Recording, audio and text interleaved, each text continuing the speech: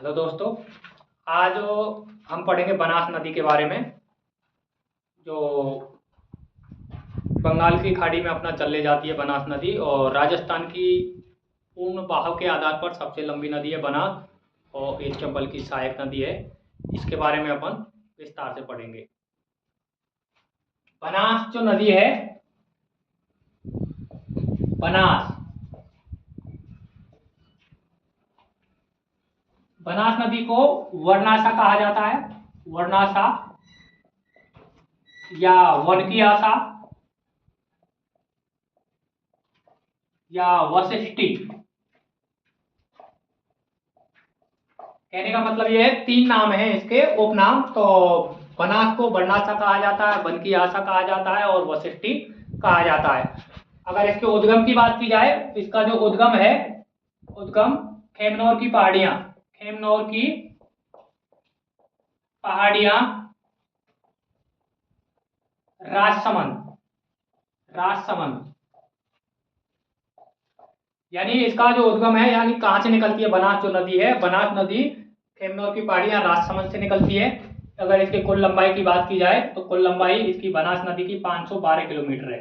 512 kilometre. कितने kilometre है? 512 kilometre है। बनास नदी को वर्णासा कहा जाता है, वन की आशा, वशिष्टि। इसका उद्गम खेमनौर की पहाड़ियां राजसमंद से है, और इसके बाद इसकी जो कुल लंबाई है राजस्थान में, तो राजस्थान में है ही है, क्योंकि पूर्ण भाव के आधार पर ये है ही राजस्थान की नदी है, तो इसकी कुल लंबाई है 512 किलोमीटर। इसका जो अफवाह जो क्षेत्र है, अफवाह क्षेत्र, अगर इसके अफवाह क्षेत्र की बात की जाती है तो ये किन किन जिलों में बहती है? तो राजसमंद, राजसमंद, चित्तौड़गढ़, चित्तौड़गढ़, चित्तौड़गढ़ के बाद में ये भीलवाड़ा, टोंक, अजमेर, सवाई माधोपुर, सवाई माधोपुर, यानी इन जिलों में ये बनास नदी बहती है। पर मुख्य अफवाह क्षेत्र की अगर बात की जाए तो सर्वाधिक जो मुख्य अफवाह जो क्षेत्र है बनास नदी का भीलवाड़ा में है। कौन सा है? भीलवाड़ा है। और टोंक एकमात्र ऐसा जिला है जिसको बनास नदी दो भागों में बांटती है। कितने भागों में बांटती है? दो भागों में टोंक जिले को। बाकी इसका अफवाह जो क्षेत्र है सर्वाधिक भीलवाड़ा में है।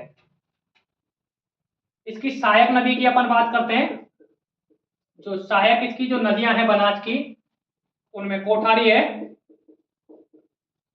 कोठारी, बेड़त, मैनाल, खारी, डाई, काली सिंध,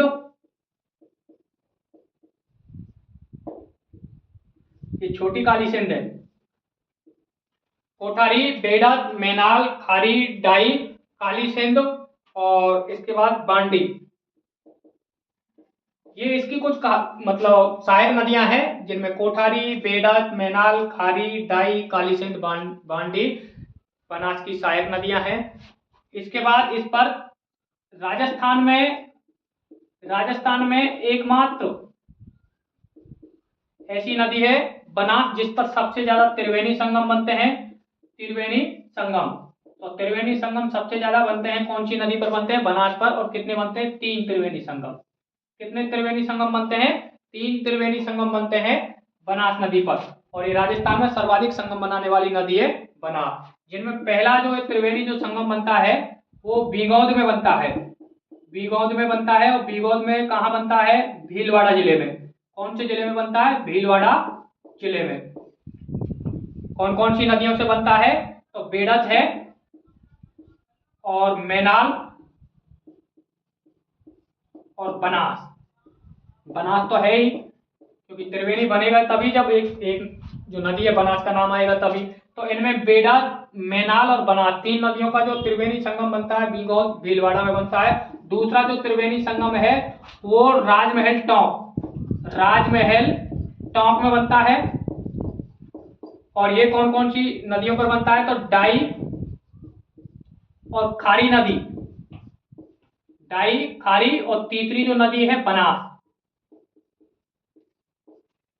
राजमहल दूसरा त्रिवेणी संगम है, टोंक जिले में बनता है, डाई, खारी और बनास नदी पर। तीसरा त्रिवेणी जो संगम है वो बनता है अपन का सवाई माधोपुर जिले में, जिसे आप रामेश्वर, जो चंबल के साथ बनाती है, रामेश्वर में बनता है, सवाई माधोपुर जिले में, सवाई माधोपुर में बनता है। और ये कौन कौन सी नदियों को मिला के बनता है, तो बनास हो गया, सीप हो गया और चंबल, यानी ये तीन नदियां मिलती हैं तब जाके ये त्रिवेणी संगम बनाती हैं। तो कहने का मतलब तीन त्रिवेणी संगम है। राजस्थान की एकमात्र ऐसी नदी है जो सर्वाधिक त्रिवेणी संगम बनाती है, जिनमें बीगौत, भीलवाड़ा है। कौन कौन सी नदियों पर, बेडक, मेनाल और बना। उसके बाद ये राजमहल टोंक में एक त्रिवेणी संगम बनाती है, जो डाई, खारी और बनास इन नदियों को मिलकर। एक तीसरे नंबर का है रामेश्वर, जो सवाई माधोपुर जिले में बनता है, और ये बनास, सीप और चंबल के साथ त्रिवेणी संगम बनाती है। इसके बाद में पूर्णतः बहाव के आधार पर राजस्थान की सबसे लंबी नदी है, और इसमें इस पर एक बांध है जिसका नाम है बीसलपुर बांध। यानी इसके बांध परियोजना की अपन बात करते हैं। बांध परियोजना, बांध परियोजना जो है, इनमें बीसलपुर बांध है, बीसलपुर बांध, बीसलपुर बांध। कौन सा बांध है? बीसलपुर बांध है, और ये टोंक जिले में है। कौन से जिले में है भाई साहब? टोंक जिले में है। और राजस्थान की सबसे बड़ी पेयजल जो परियोजना है वो बीसलपुर बांध है।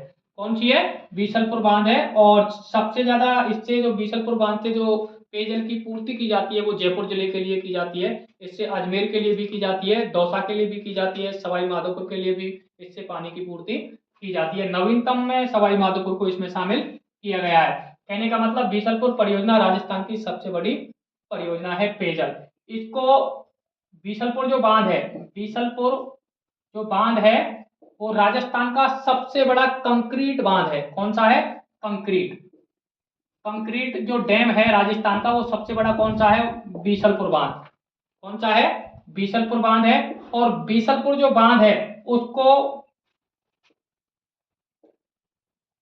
बीसलपुर बांध को चंबल नदी, चंबल नदी से जोड़ा जा रहा है, चंबल नदी से जोड़ा जा रहा है। और अगर ऐसा हुआ कि बीसलपुर बांध को चंबल नदी से जोड़ा गया तो राज्य की ये सबसे बड़ी अमृत क्रांति होगी। क्या होगी? अमृत क्रांति।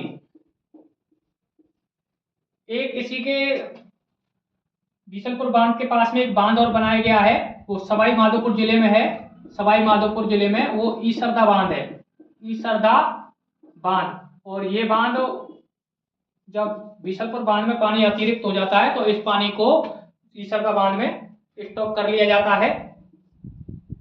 और बीसलपुर बांध को, बीसलपुर बांध को भारतीय कंजर्वेशन जो रिजर्व है उसमें शामिल किया गया है। भारतीय, भारतीय कंजर्वेशन रिजर्व में शामिल किया गया है, रिजर्व में शामिल किया गया है।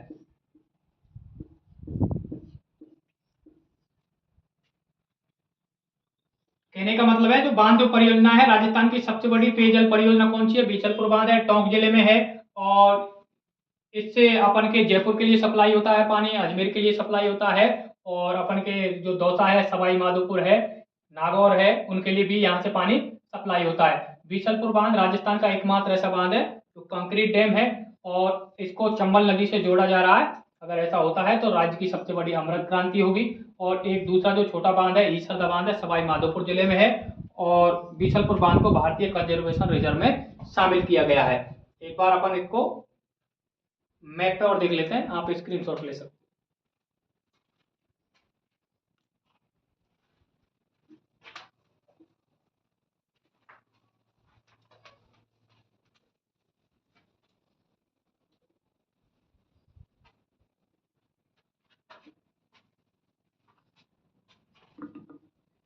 मैप की अपन अगर बात करते हैं तो जो बनास जो नदी है,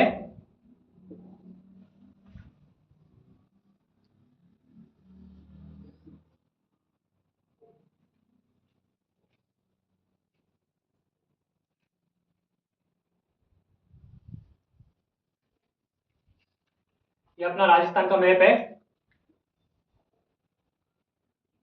इसमें ये राजसमंद से निकलती है। कहाँ से निकलती है? राजसमंद से निकलती है। राजसमंद से निकलने के बाद ये नदी थोड़ी चित्तौड़गढ़ में प्रवेश करती है। चित्तौड़गढ़ के बाद ये भीलवाड़ा, भीलवाड़ा के बाद अजमेर, अजमेर से यू टर्न लेती है। यू टर्न लेने के बाद टोंक में आती है और टोंक है। उसके बाद में ये अपन के सवाई माधोपुर में, कहाँ जाती है? सवाई माधोपुर में चंबल नदी में मिलती है। और चंबल नदी यहाँ से ऐसे करके और चंबल नदी ऐसे बहती है, यहाँ जाके ये सवाई माधोपुर में मिलती है।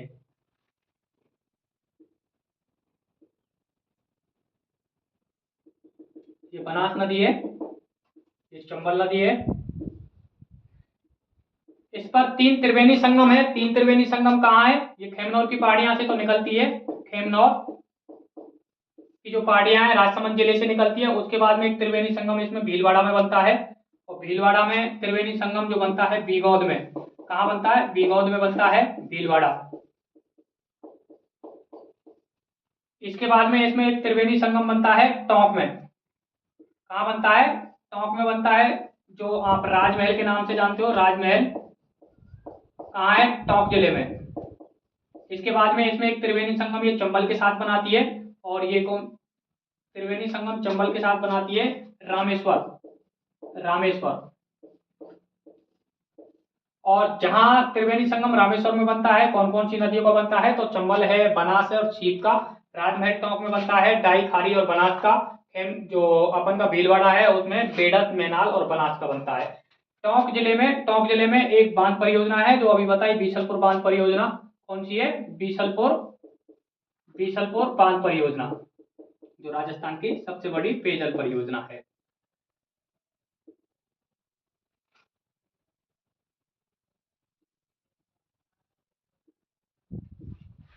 एक बात और ये है कि राजस्थान की सबसे, अगर प्रदूषित नदी की अपन बात करते हैं तो प्रदूषित जो नदी है राजस्थान की, बनास को ही माना जाता है। और चंबल नदी की सबसे लंबी सहायक नदी कौन सी है? बनास नदी है। और पूर्ण बहाव के आधार पर राजस्थान की सबसे लंबी नदी कौन सी है? बनास। और ये बनास के बारे में आपने डिटेल से जाना है और आगे हम और नदियों के बारे में पढ़ेंगे। धन्यवाद।